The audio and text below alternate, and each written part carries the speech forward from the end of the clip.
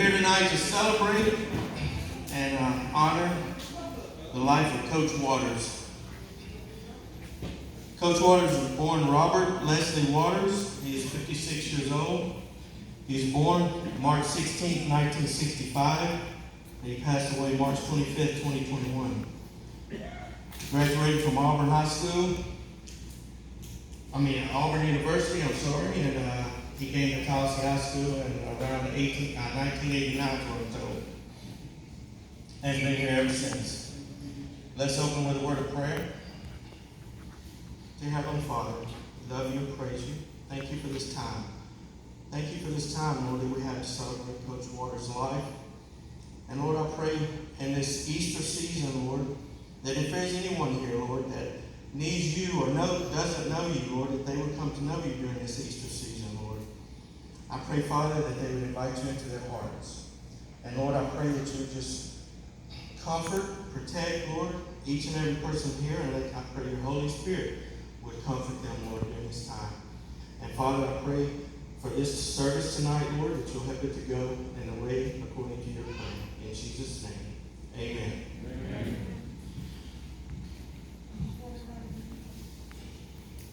I'm Jeff Osborne, by the way. I'm Christy's brother. I knew Coach from going to Christy's house. He was actually part of their family in a way. He was like their son, David and Christy's son, I felt like. And I think Michael, Jason, Brent, and Cody considered him as a brother. And I considered him a friend. I enjoyed the times I got to know him and just talking with him. He loved, he enjoyed cooking. He enjoyed sports. Of course, he was coach of Tallassee football, I think, for a number of years before he retired. Actually taught at Tallassee. I think it was history. And also, I was told he was over ISS. And I think that stands for in-school suspension. And I think a few people may know him by that.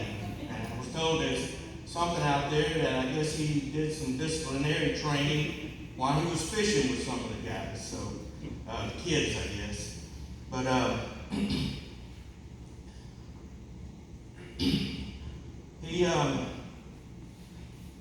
he loved to fish as well.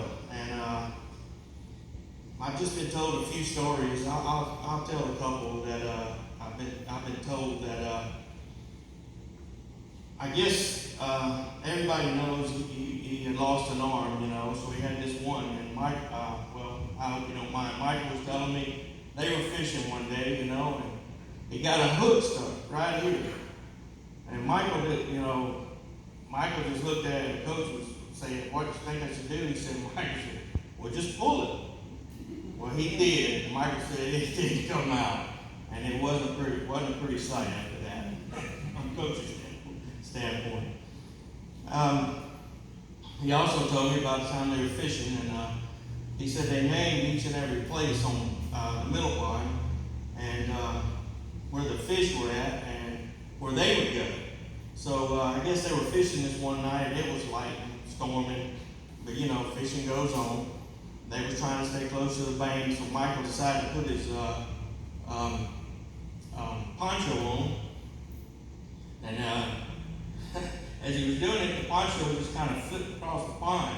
He looked over at Coach, and Coach just kind of looked at funny. He said, "Are you scared?" Coach said, "Yeah, I'm scared."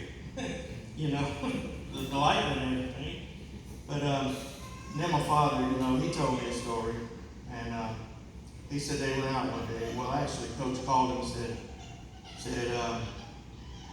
let's go fishing. So he said, all right, I'll meet you down boat ramp. So they get out, they started fishing the first bite, and then my dad said he looked down and he saw water at his feet, in the boat. So he said, hey, Coach, water's coming in the boat. Coach just turned around calm and said, yeah, I forgot to put the plug in. It'll all go out as we go to the next spot, and we'll put the plug back in. So I'm going to end on that, and I'm going to let I think the next speaker is going to be David.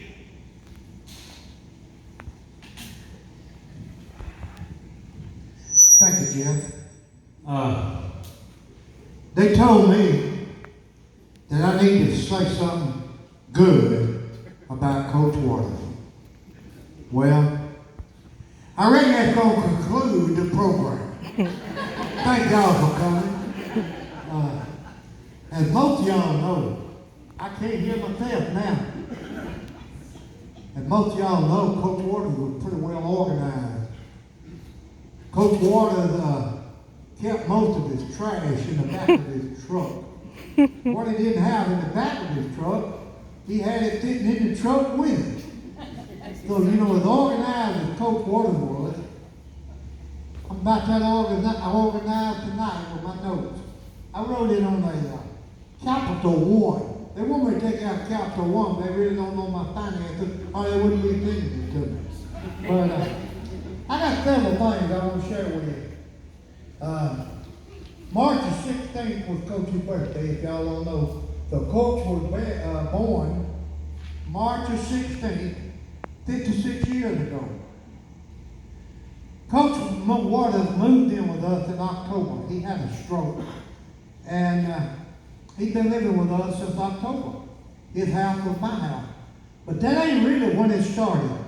It started about 30 years ago when Coach Waters moved to Tallassee, Alabama from Auburn. Coach moved in across the street, and he became like a father to my kids. And he was like a brother to me. But the older I got, and the older my kids got, Coach became a brother to my kids. And then he became one of my sons. I'm here to tell y'all here tonight, I love Coach Waters. Coach Waters was my best buddy. Coach Waters was a real good, close friend. My wife, when I married my wife, it come with two more boys. It come with Brent and Cody. Well, Coach also carried Brent and Cody fishing. He became a brother to them also. We was a real close family. Coach loved to eat my wife's cooking. My wife looked at him as a son also. He loved to cook himself. He would cook shrimp and grits. And then my wife would cook peas and cornbread for him. And coming over here tonight, my wife looked at me and she said, well, I don't guess I have nobody else to talk to, because Coach and she talked every night. They said that I couldn't hear them, so I didn't pay them no attention. You know, I can't hear real good. But they talked every night. They loved every Christmas for years. They watched the Christmas Hallmark channel. And my wife, but anyway, she loved Coach Waters too. But I want to just share a couple of things. Michael, as y'all know, was a big fisherman also. He fished with Coach. But I want to tell y'all this. The last person to fish with Coach Waters was my youngest son, Jason. And he went with him and he told me about it, and they just had a ball. But the last person to talk to Coach that day was Michael. He talked to Michael. Coach used to call me during the day. I don't know, I guess he wanted to make me mad. He'd say, you talked to Michael today? I said, no, I don't talk to him 3 times. He'd say, you talked to Jason? No. I talked to him twice. You know, I called Brent 2 or 3 times. Cody, it's kind of hard to get up with Cody. He wouldn't ever answer his phone much. But let me see what I got here on my notes. I wrote these things down. There's a picture, I hope she put it out. There was a picture. I had an appointment. I had to be at it today. And it was a pretty important appointment. And I told Coach, and Coach said, you got to cancel it. I said, why? He said, because you got to carry me to East Alabama Medical, so I got to have a procedure done. Well, I canceled it. I carried him to East Alabama Medical, son.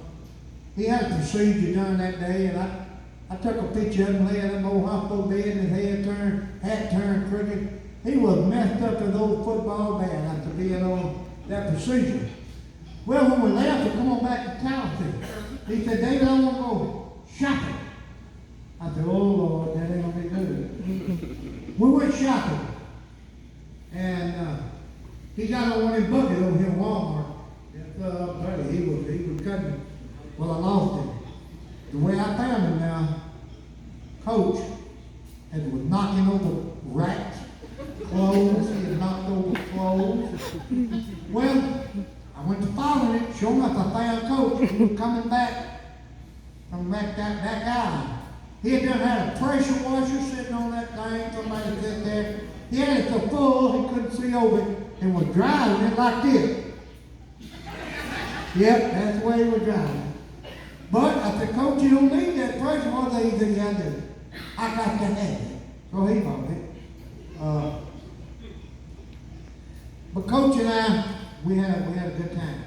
Coach moved, like I said, here in 1990. Moved right across the street. He become part of my family. I've been with him through the death of his mama, daddy, sister, and brother. Coach has been with me and my mother and father. And we was not like brothers. I feel like he was one of my sons. And we just, everywhere, I went into CBS today and a lady said, you the one that's always with Coach, I said. She said, I'm the one Coach called Granny at Walmart. I now work over here. We had another little saying. I told them, we went in Walmart, and I said, that one-armed man over there, and I said, he shoplifted. He shoplifted. And oh yes, everybody in there knows us by that. We go in there about 3 times a day. I said, the Coach shoplifted. That man, one-armed man. I said, but don't worry. He's only getting half as much as a normal individual. Oh, they got but one arm. Well, you know, I wasn't kidding with nobody else about that but Coach Waters. And Coach Waters and I, we had that type of relationship. You know, about 30 years of memory, I can't, you know, I just can't come up with them. I wrote this down, like I say, just little bits and pieces. I'm going to shut up because I know there's other folks that want to speak. I got so much I can tell y'all. And yes, I'm going to tell y'all, it hurts to the bone. It hurts to the bone when you run up on somebody like Coach Waters. Coach Waters was a limited edition person. He was somebody that, you know, people tell me, Coach Waters made you work in school for what you got.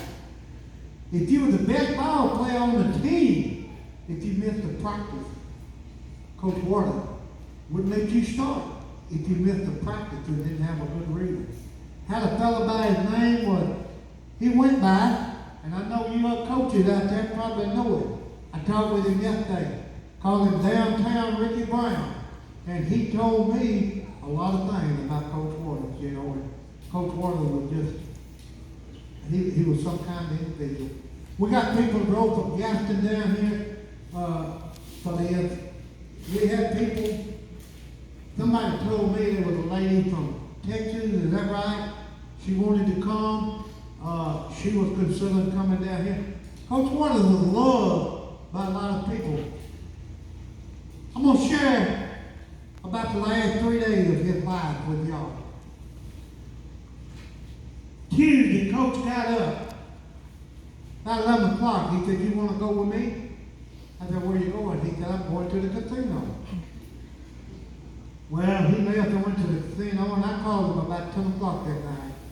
I said, where are you at? I ain't heard nothing from you all day. He said, I'm at the casino. Well, I said, I'm going to leave the door unlocked. Coach done lost every key we've ever given. He lose it. He got to the point, he was losing his billfold record. He lost his car key. He lost everything. But, you know, we dealt with it. We had a good time. Coach got in. I called him and told him, come on in. When he got home, the door would be open. Well, he told me the next morning that he came out and he fell in the parking lot. Coach had got to the point he had a problem with his heart. He was skipping a beat. But he called, finally we got to the point where he could call security They come up and lift him up, got him in the truck, got him feeling better. He drove home. Well, that was Wednesday morning. He had to go to dialysis. He went to dialysis. He went to dialysis on Monday, Wednesday, and Friday. He called me Wednesday evening and wanted me to meet him. I called the mail for supper. And I said, all right. I said, but you go on over there and order me a hamburger. He said, no, I want you to come and get me out of the truck. I said, what's wrong? He said, I feel a little bad. So I went over and I hit the back truck and he stood upside the truck. And I went in and called the mail because they asked me to, and I got him a couple of glasses of water. Brought him out, he drank them, got to feeling a little better. We went in and ate. We got things, I asked him, I said, y'all gonna ride by Michael? You want to leave your truck here and ride with me? Or do you feel like driving? He said, no, I feel like driving. He said, but I'm not going to ride with you, and you just going over to Michael's. I rode over to Michael's. Michael rode me around the block in the car that they had bought. Coach called my phone, and it was in my truck.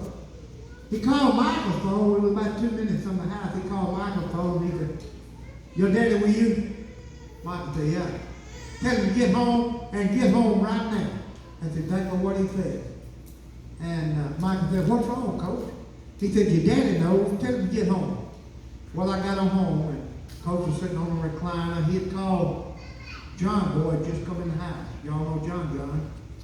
John real with Coach off, so I want to throw that in. They was very close.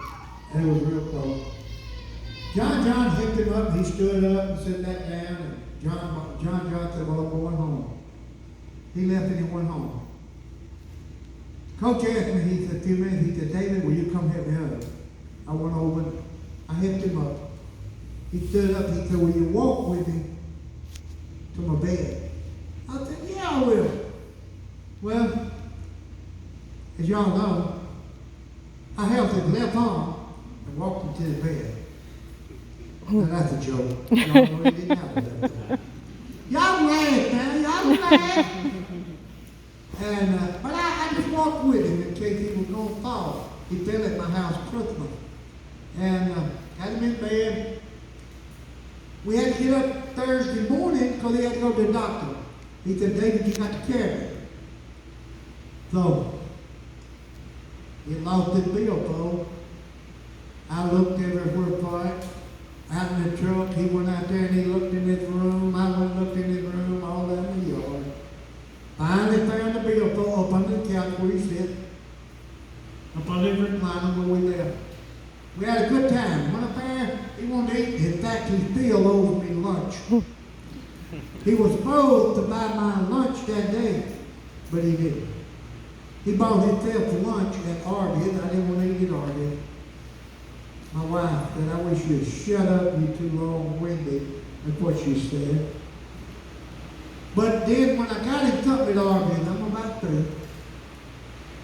Now, Coach don't think he was in there. He wasn't in the wheelchair. Coach was still kicking it, doing good, you know.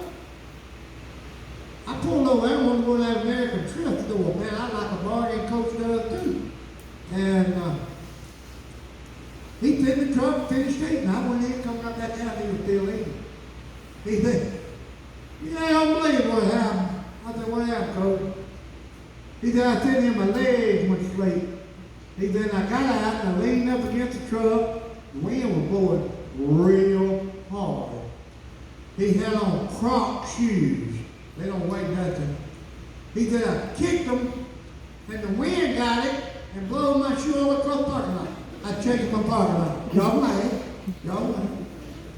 But anyway, we got on back. We come on back home. We had to stop another place or two and we come on back home. Coach said, I'm going to lay down. My wife came in and talked to him just a minute. Coach said, I'm going to lay down. He went back and lay down about 2 o'clock. I knew he hadn't slept any Wednesday night, and he didn't never sleep good at night. So I said, I'm going to let him sleep. And I was there in the house till about 6 or 7 o'clock that evening. Coach back there sleeping.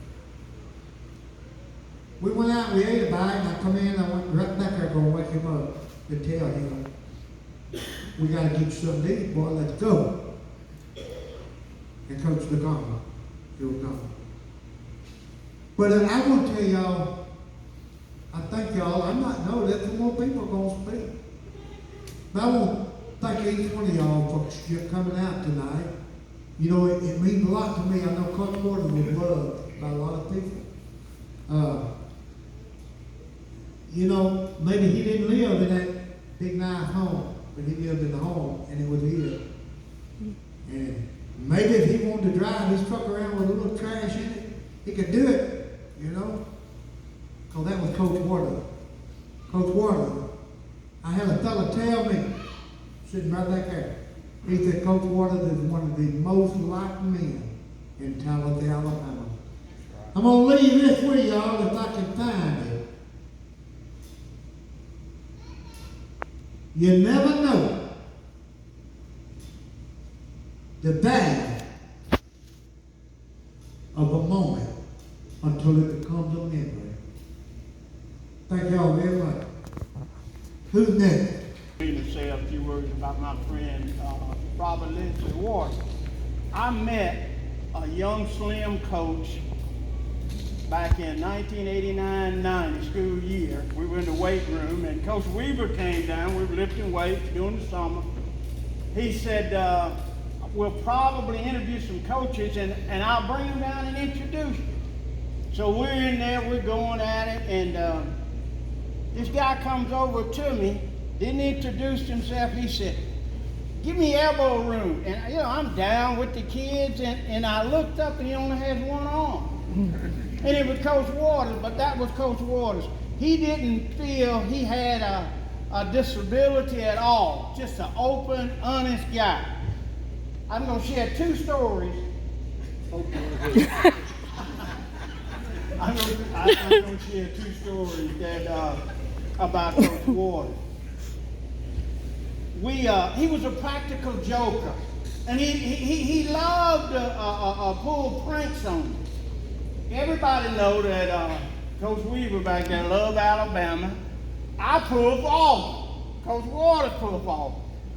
Coach Weaver would practice. It didn't matter. We'd practice all night if it was raining and weren't thunder and lightning. If it was thunder and lightning, everybody was going to the house. So we're out there and it's raining cats and dogs. And Coach Weaver had all of these raincoats. And he had some orange and blue and red. Coach Waters made sure that when he passed them out, I got the red Alabama raincoat. I practiced the entire night without a raincoat. I was not going to put it on. But the biggest prank he ever pulled, he decided that he and Mr. Scarborough decided that they were going to put an Auburn tag on Coach Weaver's truck. And Coach Weaver out there in the dark trying to get it off, almost tore up his truck trying to remove that sign. But Coach Waters was truly a gift to this community.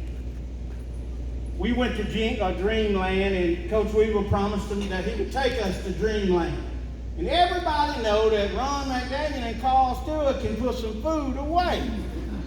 We were not in the category with Coach Waters. We got to Dreamland. Coach Weaver had to order extra. He would take that rib and pull it. That was it. That was it. The guy could put away food. But on a serious note, when I got to Tallassee, I love to fish. I fished with Russell Payne and Chris Gregory and Coach Goodman. Coach Goodman coaching baseball, he couldn't fish no more, and Coach Waters became my fishing buddy. Now I'm an average fisherman. Coach Waters would wear me out. I saw Coach Baggett a few minutes ago, and we had a kid in the school system that the only place he would stay was at the high school. And Coach Baggett said, Coach, you got a high school to run. You can't babysit this kid all day. Little bitty fella. So Coach Waters and I decided we would take him fishing. And we would take this kid fishing. That's the only way that we could keep him and keep him out of trouble. Love Coach Waters. The world would be a better place if we had more Coach Waters. But I'm going to share this with you. The Bible speaks of, oh, there where's the stain, and an English poet by the name of John Donne put it this way. He said, no man is an island entirely of itself. He said, if a single clog of Europe is washed away, Europe is lesser than a continent. He said, I'm concerned about mankind. I'm concerned about death. Any man's death concerned me.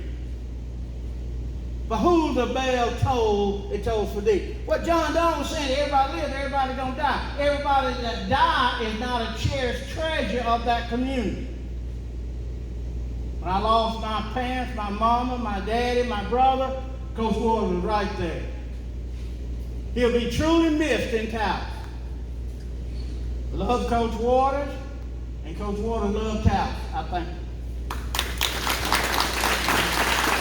Been a kind of a family reunion, it seems like, for Tallassee athletics. My name is Abe Brigsby, for those of you that don't know me, and I'm honored to speak on behalf of Coach Waters of some of the memories that I have with him. And Tiffany asked me to share a particular story that I'll share in just a minute, and one of the main reasons I'm here. But a lot of great things have been said, and I'll kind of just reiterate a lot of the same things that Coach Stewart and David and everybody else has talked about Coach Waters. Is that this community, there's nobody that loved Tallassee more than Coach Waters, and if we all would just treat people the way he did, then this world would be a better place. But before I get started on the story that Tiffany wanted me to share, I can remember when I first got into Coach Waters' class, and didn't really know him all that well besides, this one-armed coach. I was not playing on the varsity football team at the time. And he just kind of reached out to me and said, hey, Abe, and the girl I was dating at the time, he said, does she wear glasses? Oh, yeah, no, but she wears contacts. And he said, I was wondering what she saw in you. And so I was like, okay, because it kind of shocked me. How did she know she wore glasses? But anyway, talk about a practical joker. I can remember doing some calisthenics or whatever before practice, and when Coach McCord was here, and one day we were just out there doing some warm-ups, and next thing I know, Coach McCord and Coach Waters start hollering at each other. I'm like, man, coaches are fighting. They're just going at it, and everybody starts freaking out a little bit, wondering why the coaches are arguing, but everybody's, of course, thinking that was actually real, and they were just joking around trying to get us all kind of up in an uproar. But the story that I want to share with everybody is, as you know, if you're from Tallassee, homecoming's a big thing for the 20-year class. And I graduated in 1998, so 3 years ago we were having our 20-year reunion. So I was coming in late from out of town on a Wednesday, and a lot of the girls were getting together, getting all the stuff together for homecoming. And so I stopped by to see if they needed help. And they were finishing up, and after we got done, they're like, hey, we'll just head over to Troy Man's house. We're gonna go roll some yards. I was like, okay, that'd be fun. It's be exciting. So I packed up me, Tiffany, Samantha, Alice, and Angela, a bunch of us, Catherine, Troy, Dylan. We all packed up in cars, and I said, well, who are we gonna roll? We're gonna roll some old classmates' yards or something? And Tiffany said, no, we're going to Coach Waters' house. All right, this will be fun. So we stocked up on some toilet paper, and that's the first place we came to. We go out there, and we're having a good time. I felt like I was doing something illegal. We're throwing toilet paper in the trees or whatnot, and we're kind of a little nervous. I don't know why. We're 30-something years old. I felt like we're doing something we shouldn't be doing. So we're all just wearing the trees out with the toilet paper. And all of a sudden, this guy, what are y'all doing? Just like comes out cussing, hollering, whatever. And of course, we're running. I think several folks tripped and fell. We're jumping in vehicles. We didn't know who in the world it was. And then all of a sudden, this guy starts laughing, and it's Coach Waters. And he's like, y'all come on in here. It's fine. And we found out later that Tiffany had set the whole thing up. So she had already called and planned everything. The lights were off. And so anyway, Coach Waters had like a portable building outside. I remember he invited us. He had already had food cooked for us. And so we kind of hung out, fellowship with him. And Stacy Monroe had actually shared a picture on Facebook, kind of reminded me of that memory. And we just had a great time just reminiscing with him. And of course, he didn't mind the toilet paper being in his yard. He was just glad for us to be there. So it was just a great memory for me and those of my classmates that had it. And just what a great guy. And I don't know that I've ever met anybody that said a negative word about Coach Waters, and just hope that when my time comes, I have the same great things said about me. I appreciate it. Yeah, Travis. I could kill you. I don't know how I follow the ones that went before me. Maybe because I was the one that spent a tremendous amount of time in ISS with him. He was my history teacher, so if you had him for history, you didn't pass, you were stupid. Yeah. He was a pretty easygoing teacher, but unfortunately I did spend time in ISS with him, but he always talked to me about being a better person. And one of the things that he said to me when I was in high school stayed with me throughout my entire life. And he was like, Kat, this is just a small blip in your life right now. This time in 10 or 20 years, what you're going through now, it's not even gonna matter. And he was so right. I don't even remember what it was I was upset about. And I remember that even to this day, and I tell my daughter, this is just something you're going through, and in 10 and 20 years, it's gonna be something different. So that resonated with me and stayed with me throughout my entire life. We also had our 20-year reunion. We graduated in '99, and he was, I think, the only teacher that actually showed up to our class reunion that I remember. It's a pretty wild time, so if you were there and I didn't see you, I'm sorry. To know him was to love him. We all agree on that.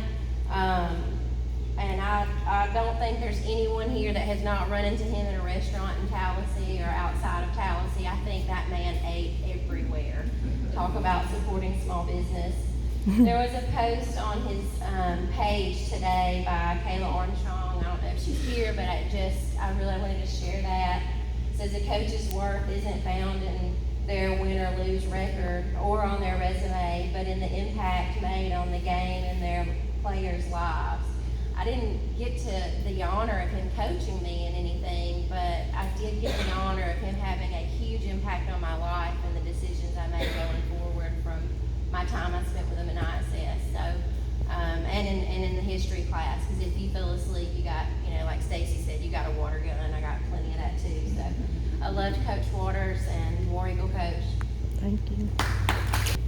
Good evening. I've got 2 or 3 stories that I'll tell you. I will be real quick so I know folks are waiting to speak and always get late. But when I first came to Tallassee, I moved here in 2007. My son and I did, and we didn't know. So Coach was one of the first people that we met. And he took us in just sort of like a brother. He took us to all the places, met all the folks in town. And one of the things I want to tell you, I was an ISS in-school teacher at Southside, and he was an ISS teacher at the high school. We had to share ideas of things that were good and bad, the do's and don'ts, and stuff to try. For those of you that had him in ISS, know about the scissors in the grass. When folks got in trouble, he had people go out with scissors and trim the grass under the fence. That was one of the punitive pressures that he did, one of the forms of discipline that he used. Also, somebody just mentioned about him going eating at the restaurants. After every home basketball game and every home football game, we all loaded up and went to Huddle House. That was the place that he always wanted to eat late, get his coffee, and have food. So we ate at the Huddle House. It's a tribute to honor such a man and his character, the things that have been said about him. I've always been told that you can tell a lot about a person by the people that are here to honor him. And if you look around the room, got an excellent crowd here tonight, and that speaks high volumes about the man that we're here to honor. But one other tale I'll tell you, teachers have to go to recertification to get recertified every 5 years. So Coach and I had a trip planned to Destin. We were going down to get some CEU credits and hours to get our license, I guess, renewed, so to speak. And we're going down there. On the way down, we stopped at a welcome center. I said, Coach, it's hot. I'm going to leave the car running. But if you sit here, don't lock it. If you get out, don't lock it. Because the keys are in the ignition. I come outside, and he meets me at the door, and he said, we got trouble. And I said, "Trouble, what's wrong?" He said, "Well, I accidentally locked the doors and the car's running." I said, "Oh my God." So I had to call a locksmith. That cost me $100 to get the door unlocked. We finally make it to the hotel, or the condo where we're staying. Coach is excited, wants to go out and walk on the beach in the sand. We get to the condo, we finally find the right door and get into where we're at. We had 2 of the cards that you push in to let you in. We had 2 of those. I said, "You go ahead and walk down to the beach, and since you got, one arm, I'll carry most of their belongings inside. You just go ahead and walk to the beach, and I'll see you in a few minutes. Just make sure you leave the door to the condo unlocked." He set his 2 keys, his card and my card, on the counter, and shut the door and locked the door.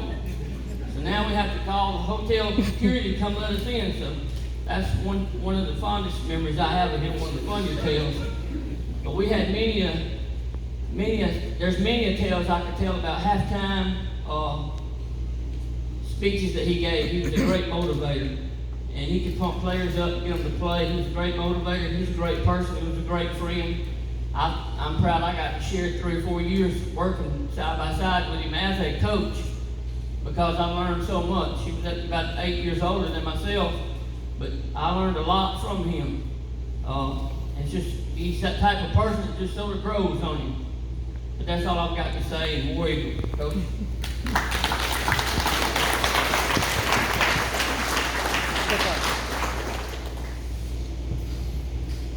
I have no idea what I'm going to say, but we're wanting to ask if anyone and everyone would either stand up or come up here and share a memory or anything. And meanwhile, I would like to say you've done nothing motivational for me. Nothing. You know what we done? He put me in a circle on the chalkboard all day, every day. That's what I learned.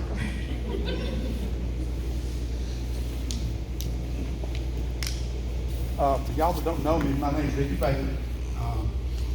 Do Coach Waters strictly from fishing, no other activity. When I found out I was going to do this with Bill, there's 2 stories that I felt like compelled that I need to get up here and tell true stories on the Coach Waters story.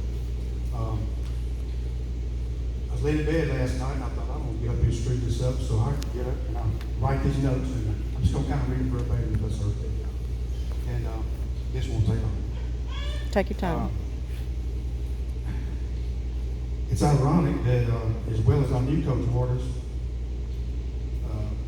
I knew what kind of boat he drove, what kind of motor was on the boat, what his favorite spinnerbait was, where most of the week, what he called his best fishing holes, which I never caught anything out of. But I never even knew his full name until I read his obituary. I didn't need to know. He was Coach Waters. That's all I needed to know. I met him through fishing, like I said, probably 30, 35 years ago. And there's a little fraternity of us guys, and I happen to be the oldest one still standing at this point. We lost several members in the last few years. We fish when daylight saving time takes effect. We usually start and we fish from 6 to 10 every Wednesday night. And we do that all the way till football season kicks off and it starts getting dark too early. So most of my dealings with Coach Waters strictly fishing. And like I said, we met about 30 years ago, and we were fishing in the middle pond. We became instant lifelong friends. We both were fierce competitors during our tournaments on Wednesday nights, and on the occasional Saturday derbies we had too. Win, lose, or draw, we were constantly throwing verbal jabs at each other when the weigh-in was done. But through about 30 years, we never had a cross word or felt any ill will toward each other. We both love fishing, and we both love the middle pond. And to be honest, I don't think we ever had a conversation that didn't revolve around fishing. Coach Waters wasn't perfect, and neither are we. But he was a perfect friend. And if he was your friend, he lets you know through both his words, that old signature, all shucks, grin of his, and his actions. When our very good mutual friend, Bobby Cagle, who most of you know passed away, it really troubled Coach Waters and myself. We talked of his passing often and how much we both missed it. We agreed our Wednesday nighters would never be the same. And we were 100% right. But we continued on because that's what we knew Bobby would do.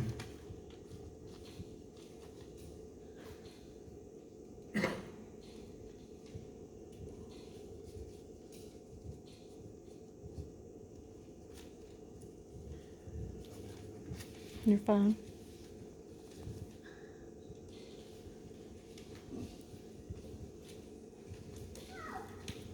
Next week and all the weeks that follow, from the day forward, when we blast off at 6 o'clock, I'll think of coaches. I'll think of Bobby Cable, Butch Ransom, Gene Grant, and Chris Messer.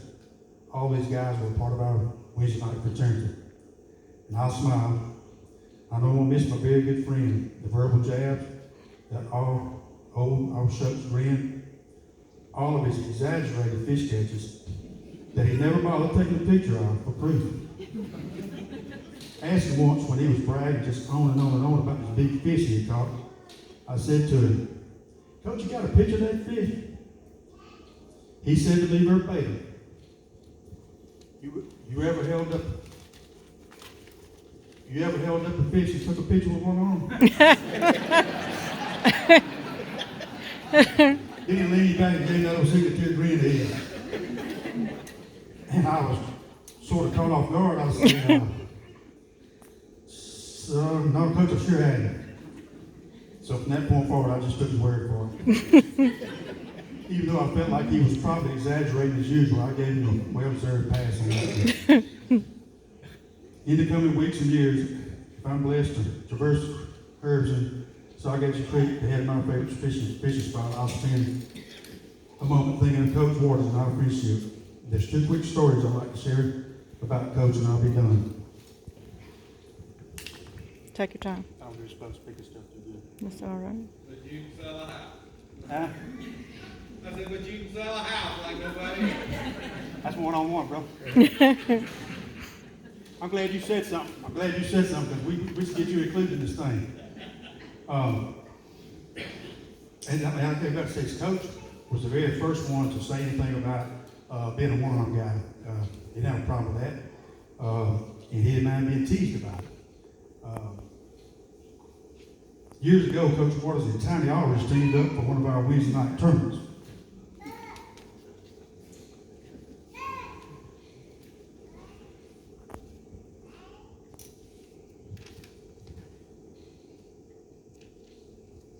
They referred to themselves as the one-armed bandits. Very appropriate.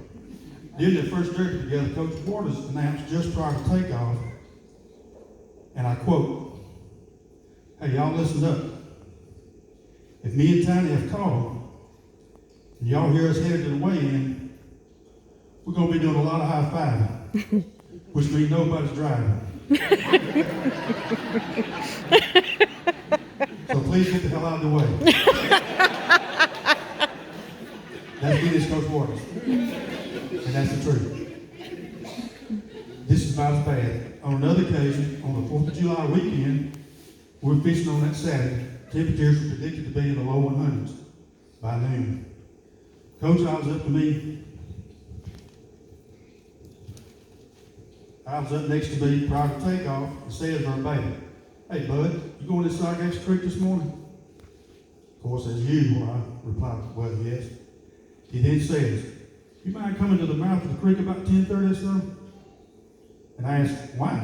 And he instantly says, "I'm going to jump out of the boat and cool off." So if you see a fat guy swimming in circles, I appreciate it if you can get back in the boat.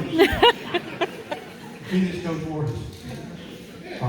I'll end with this. Tallassee was a better place because of Coach Waters.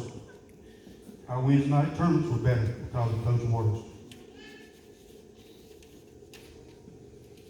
A lot of people's lives that he touched are better because of Coach Waters, including mine.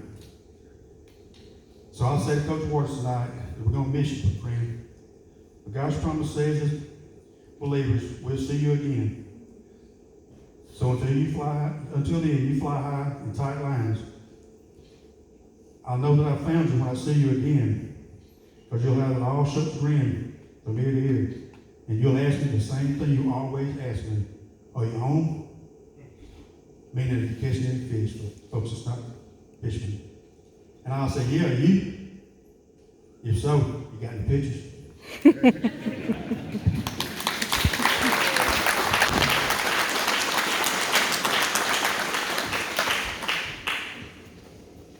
won that tournament that night, Rick? I think I did. No. You got a picture? No. I know you guys have stories or memories. If you could share, we'd appreciate it, because you don't want to stare at me for another 20, 30 minutes. No? You look fair, Tad. I know you got some stories, too. You don't have to walk up here. You can just tell the story from where you're at. Give us a memory from where you're at. I remember that night in particular that Ricky was talking about, that I just asked him who won that tournament. Fast forward about it, we pulled into Coon Creek, and we were sitting there, and he dug out, y'all talk about this skinny one-arm coat. I never knew him as the skinny one-arm coat. I knew him as the clumsy, and the funniest thing in the world to me was, in Michael Stough days, back when him and Michael fished together. Coach would be up there fishing with that one arm. He reached back, what did he say? He reached back there toward the back, Michael, hey, fish my worm for me. Fish my worm for me. Fish my worm for me. Well, then me and Coach go fishing, and we sat there, we fishing along. Coach goes, fish my worm for me. Fish my worm for me. Finally, after about 5 or 10 tries, I looked at him, I said, look, I ain't got one down on here. He just turned back toward the front of the boat, and he started fixing his own worm. But we pulled into Coon Creek that night, and there's one boat dock up there on the left, and this is as crazy as it gets. We go pulling in there, Coach said, yeah, that one dock got a light.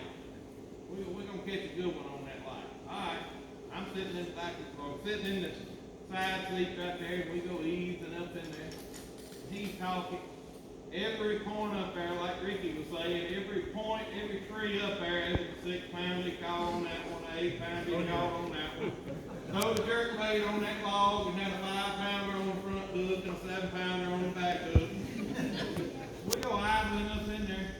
I look, and the next thing I know, he done finally knocked that boat into neutral, cut the key off. And the next thing I know, we sit there talking. Wham! We hit the boat dock right there. The boat just bounces off of it. He gets up, and I'll never forget this day.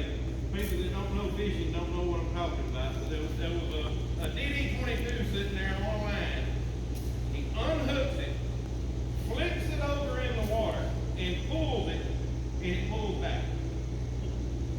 We had just hit the boat dock right there with the front of the boat. He flips out 6 foot of line and catches a 6-pound fish. I scoop it up in the dip net, and he had lost a decent dip net that was kind of mesh-like, and it just went to Walmart and bought one of these blue nylon cord $3 dip nets. Well, for the next hour, me and him sitting there in the bottom of the boat with me striking a lighter, and we trying to get the hooks out of the fish, and then we're trying to get them out of the hook in the dip net, and then we're trying to get them out of the fish, the dip net, and the carpet in the boat, and then we're trying to get them out of his shorts. We had a mess going on. But we had fun. We had fun. That's what everybody at the boat landing that night when we took off, they was wondering who was going to hold the rod, who was going to reel them in. We didn't ever let nobody on there with